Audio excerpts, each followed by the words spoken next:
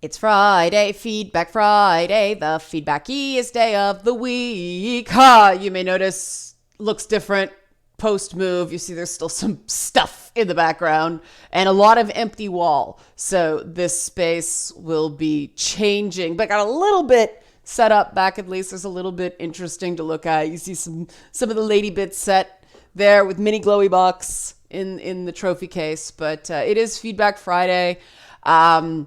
You will notice in the description box of this video that, as well as the Patreon link, help support this channel, become a monthly patron, patreon.com/LanaK. There is also in the description box of this video a PayPal link that I used during Lady Bits, but I thought we'll make it should be there anyway. It said the settings saved, but people are really mad at Patreon right now, or some people just want to make a one-time donation. It is funetworktv@gmail.com, which is kind of ironic now because some people are going to use it to say F you to Patreon. But hey, if you just want to plunk down, if you want to donate monthly, or you want to just here's, the money I'd pay for a year right up now. If you want to do that, fine. I'm going to try to get a newsletter going so that the bonus content gets distributed. Hi, Zelda. It's funny that all of a sudden the bonus content matters. This is something that happens when channels grow and evolve and all that stuff. But it caught me flat-footed this week because somebody who's a patron actually complained about the quality of the bonus content. The fact that it was just slice of life stuff with me and the pets and stuff like that. An occasional cameo from my husband. And they're like, I like your analysis. And I realized, okay, maybe things have changed. I don't know. But when I first started on Patreon, the patrons felt really strongly that they shouldn't get that kind of content because the whole reason they're funding the channel in the first place is so everybody can benefit from that kind of analytical content. And I haven't hit the goal yet on Patreon that I said I'd start doing patron-only analysis. If you're wondering what I'm doing, I'm throwing foil balls that I call rupees for Zelda, because she loves the freaking things. If you saw Lady Bits, you'll know what I mean. Maybe I can get her to throw. Come on, Zelda. Zelda, come on. Nope, not falling for it. She knows that's the in-camera zone. She's over here. Whee! She's just watching them now. That's what she does. She just watches. She woke me up 3 times last night. She stood right here, the equivalent of right here on the bed, and went, Ree! She was mad at me for something in the middle of the night. She decided I wasn't sleeping that night. But yeah, I did manage to read some of the comments. I have been moving. And for people who are new to Patreon, yes, it's been really scattershot. Yes, the videos have been shorter than usual because of the move. But I want people to know that, if you sign up for that stuff, it isn't talking about topics and things like that, because so far the community doesn't, as a majority, want it to be stuff that's essentially paywalled. Because the whole idea of doing crowdfunding instead of doing, come on, camera, why are you freaking out at me? But the whole focus. There we go. No, I'm still out of focus. There it goes. Okay. The whole point of not having a hard paywall, but doing it through donations, not subscribers, just please help me out if you can, is to keep the meaty content available for everybody. And that's one of the philosophies of this channel. And I told the patron that, but I don't think I've heard back from him yet. So I don't know how he took it. But I thought I'd just sort of generally remind people, because I get that people feel very strongly about this Patreon thing, and I'm doing my best in a really bad situation at the worst possible time. People should know that when you decide to punish a big company like Patreon by cutting off your support for fairly, people who are not getting millions of views on YouTube, You're not punishing Patreon at all. They're so big that they predict these little shrinks. You are putting creators in more distress than you are the company. The company does not care. And I get that people have to vote their conscience, but I think this is something I like to know. I like to be effective in my protests. Excuse me, not just do something to feel good about it. That's just me. Everybody has to act the way they feel is best. What the hell is going on with this camera? I don't get it. Sorry, guys. It's new. It's further away. You notice the lighting is a lot better than the temporary setup. Still tweaking it, but I think it actually looks better. Camera might be too high, though. Not sure. But that's sort of, everybody's got to do the best. And this is the reality of the internet in the age of FOSTA and company. It is going to be shaky for a while as governments who don't understand the internet approve poorly written laws that they think are going to do one thing, but actually do something completely different. It drives analysts like me who have attempted to work with members of parliament and things like that. Politicians want something that's going to get them votes. And there's very few people who vote based on internet causes, which sucks because that's not recognizing how important the internet is to everyone's life nowadays. You know, they'll do something on revenge porn because, you know, that may lose them votes if they don't do something. That's kids being terrorized on the internet. But this other stuff is, well, it's very real, considered too esoteric for the average politician. But getting to the feedback from this week, that was actually feedback from Friday's video. Getting to the feedback from this week, starting with the Pewdiepie video, I have trouble sort of getting into this debate because it's meh on so many fronts for me. But one set of comments, people got really salty because I said Pewdiepie was not smart. He's, in my opinion, definitely not smart. I might even have called him dumb. Might even called him dumb as a bag of hammers. But I don't remember right now. But the point is, I find these... Hi, Momo. I find these protests of this kind. You've clearly never watched a Pewdiepie video since about 2014 because he's actually very smart and all that stuff. All right, defenders of PewDiePie's intelligence. If he's not just totally clueless, aka not smart, then he is a racist. You have to pick one, because if he's of above average intelligence, then he should have screened the channels and he should have paid better attention. If he's not that smart, he gets a pass. I would rather believe that the guy is just really not smart, which you can't control. In a lot of ways, being incurious, being intellectually lazy is one thing, but just not being very smart and kind of a narcissist, you can't change that overnight. But if he is a smart person and he did endorse a white supremacist channel, well, then he's a racist. And I'd prefer not to think he's a racist. I don't see much evidence to support that. All the things he's done in the last 2 years, which means I have watched a PewDiePie video in the last few years since 2014. Hate to break it to you guys, but everything he's done, I've seen as more just poor judgment and less obvious racism. Now, is there a gray area between those two? Sure, but I believe in giving people benefit of the doubt, and there is nothing morally offensive about being not smart, even being dumb. There is something morally repellent about being a white supremacist. So in my opinion, I think it's more charitable to go, Felix just ain't that smart.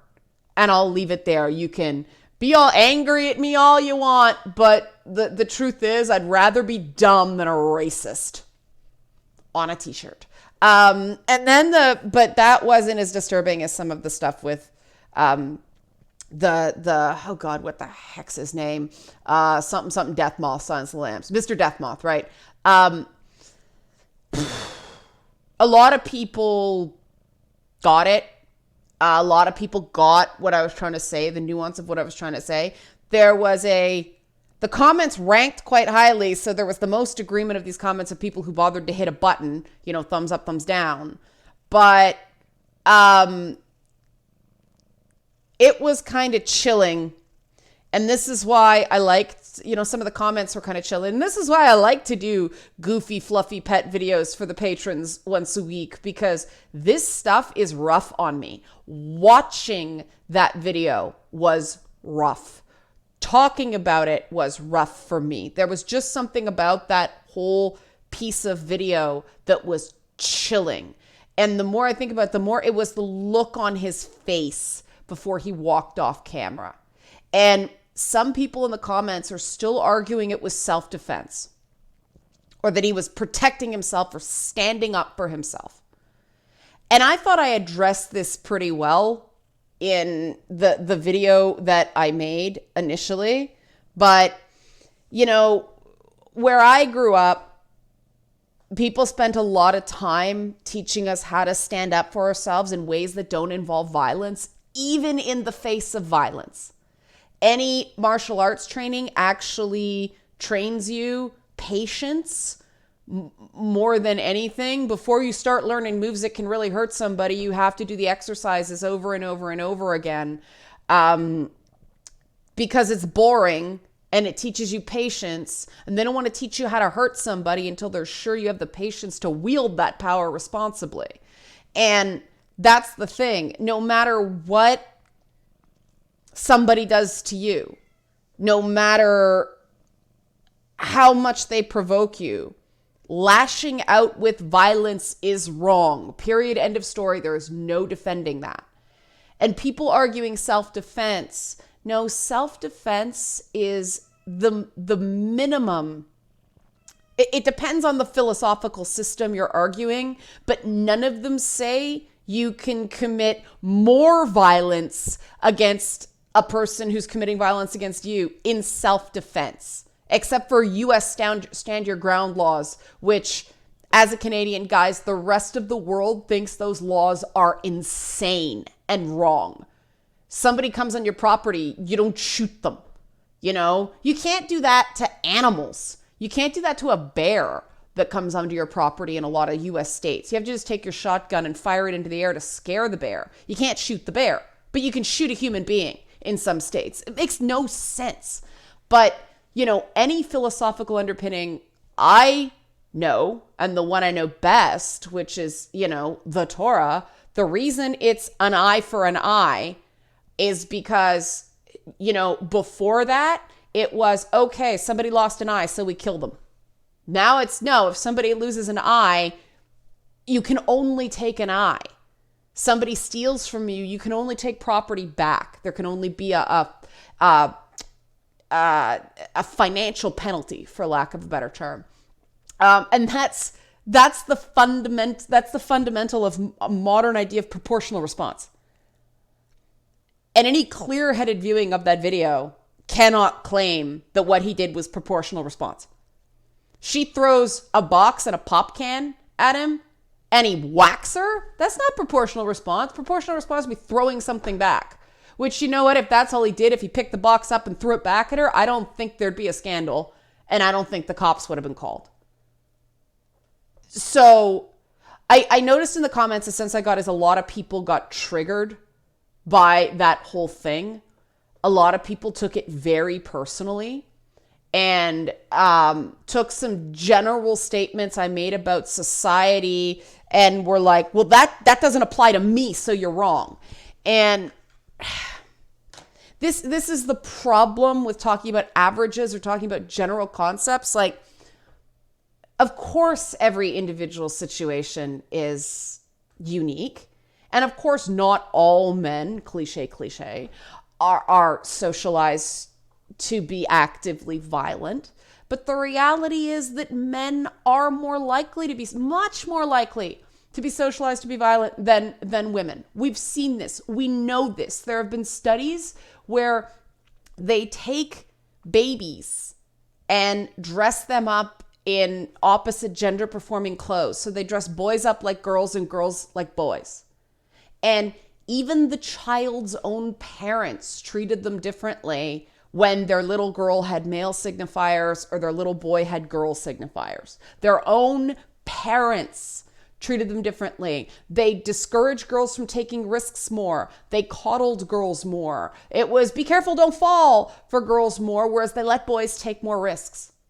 And the problem is the fact that people do this with babies is it's impossible to know how much of this, as some people argued in the comments, was just higher testosterone in males and how much of this is socialization from birth. But the reality is that the nature of incarceration, there are a lot more men in prison for violent crimes than women.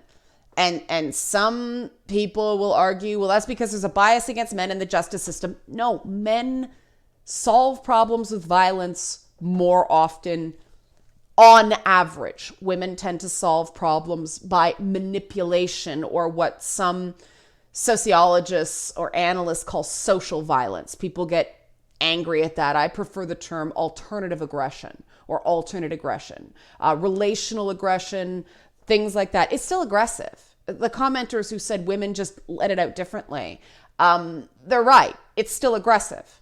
It's just not violent aggression in terms of physicality. The wounds are emotional and mental, and that doesn't make it any better. But that is the impulse to hurt when you are hurt. Women feel it as much as men feel it, but we are trained by society. Let me put it this way. It is seen, and I know this, growing up where I did, where the young women and girls were much more physical. We were much more likely to brawl, especially when they attempted co-ed gym. Oh man, it lasted 2 weeks. The guys wouldn't give us the ball in basketball for 1 day. And we went back to the locker room and we're like, well, fine. And it was freaking brawl. Like a bunch of little hood girls just, nope. Boom. The boys were afraid to play with us, and co-ed gym ended after 2 weeks. True story. From the Jane Finch hood. That's not right. And if it were better handled, somebody would have gotten involved, facilitated a conversation, gone, what's going on here, and let us speak. When people can get a greater sense of security using their words, they're much less likely to act out violently. And this is something with marginalized communities that we talk about a lot. But that doesn't change the fact that if someone is violent, especially with children involved, the state does have to get involved for the welfare of those children. And the state, based on that video, determined he was a danger, she wasn't. One could claim that what she did was assault, in that it was the threat or the implication of violence. I didn't interpret that way, but I'll the people who are dissenting, I'll give you that. But what he did was flat out battery. He hit her, like hand to wherever, probably the face, I think she said, if I recall. No matter what happened to you, and a lot of people who've been watching this channel for a long time said that I was a kid who saw that stuff. And it's hard to get out. A lot of people took this very personally, and I totally understand that. I speak a lot about, PTSD and the steps I've taken to overcome it. And I don't like using the word cure because it's not a disease. It's a mental self-defense mechanism. But one of the things I had to learn, and it's hard, but if you end up with one of these extreme mental self-defense mechanisms, you do have to become much more aware of how much your emotions are driving your thinking.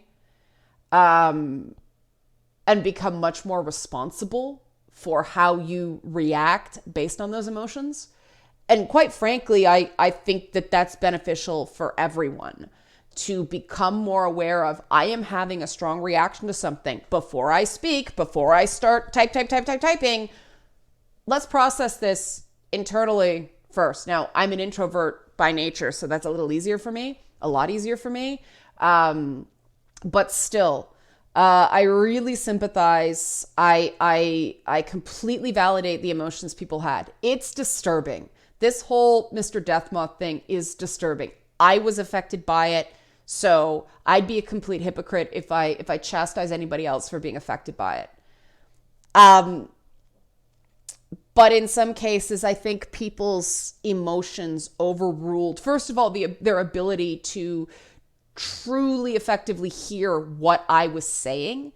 And they missed a lot of the nuance, but also I think they defended some stuff or excused some stuff where if they were calmer, they would have likely not taken the same approach. Maybe that's a huge assumption on my part, but it's when I'm identifying the assumption, but that's, again, benefit of the doubt. I'm not going to just claim that someone supports domestic violence or men hitting women because of one comment. I'm going to give the benefit of the doubt. But I did find some of those comments really chilling. The intimacy director stuff, it's, a lot fluffier. The comments were a lot more positive. One person made a comment that they'd like me to make a video about how women experience sex. And I'm like, wow, that would be a really interesting video, but all I could talk about was my own experience and the people who've told me stuff about their experience. And that's a big overshare. But because women are people and people are individuals, and, a lesbian isn't going to experience sex the same way a heterosexual woman is, a bisexual woman, a pansexual woman. Trans women are not going to experience sex the same way that cisgendered women are. There's really no... The thing about gender, the thing about what women want or how women experience things, is the group that is women is half the population, which, according to a judge in a Walmart suit, is too big to even file a class action. It's too big a group. And so, there are simple things that, we have observed that parents coddle girls more than they do boys. Something like that. We can say something like that. But we start talking about an individual person's experience. You can't predict an individual person's experience. There are just too many variables.